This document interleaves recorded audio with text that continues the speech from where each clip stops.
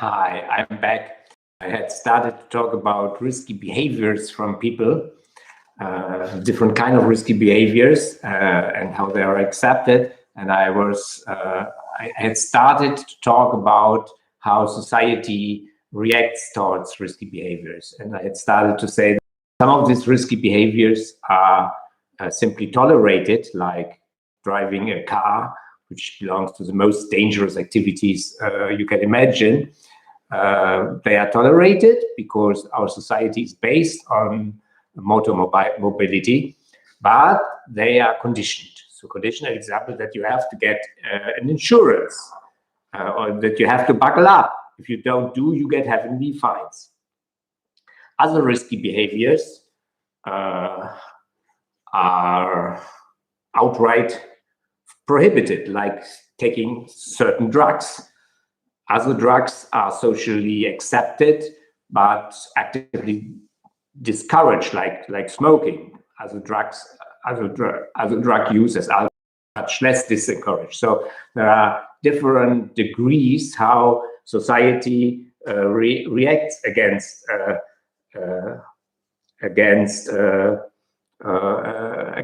risky behavior. I don't want to say that this reaction are always the best way to do. I think it's especially prohibiting drugs is anti-productive because it creates only crime. But society does react towards risky behavior and has the right to react towards risky behavior, because risky behavior is nearly always not only risky for the person that exerts this behavior, but is risky for the society at all.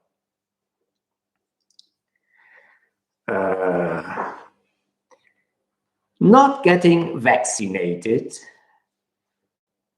against COVID virus is a risky behavior. And it's a risk, a personal risk, because you are more exposed to get infected and ill, but it is especially also a societal risk, because you deliver a breeding base to the virus to create variants. So also if 8 people get vaccinated, 2 get not, the virus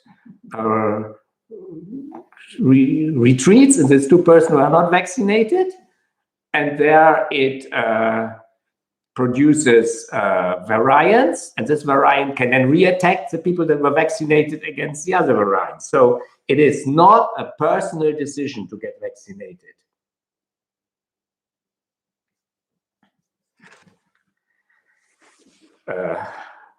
It's an antisocial behavior, and it's an antisocial behavior what is also sanctionable, because it's controllable.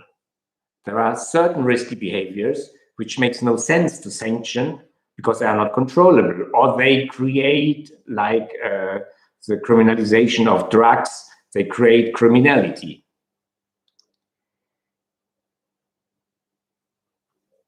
Therefore, vaccination should be mandatory, or people who don't want to get vaccinated should encounter consequences. An example, not being permitted into a restaurant, not being permitted into a cinema.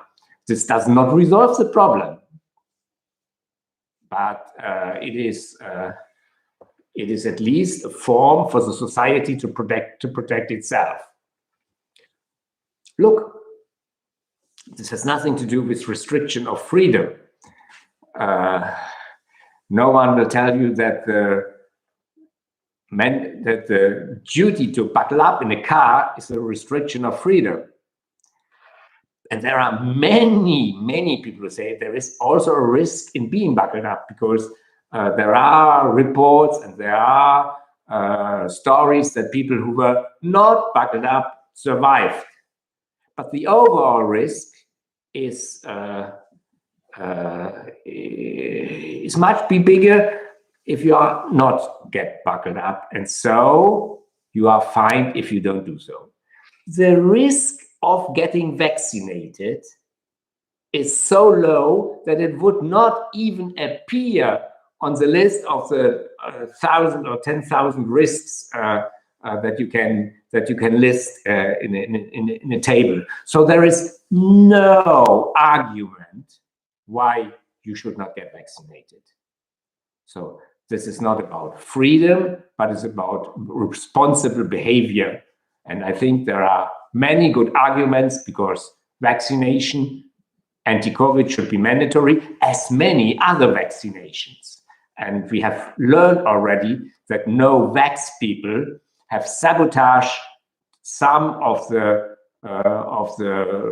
things we had acquired with vaccinations against measles, as example.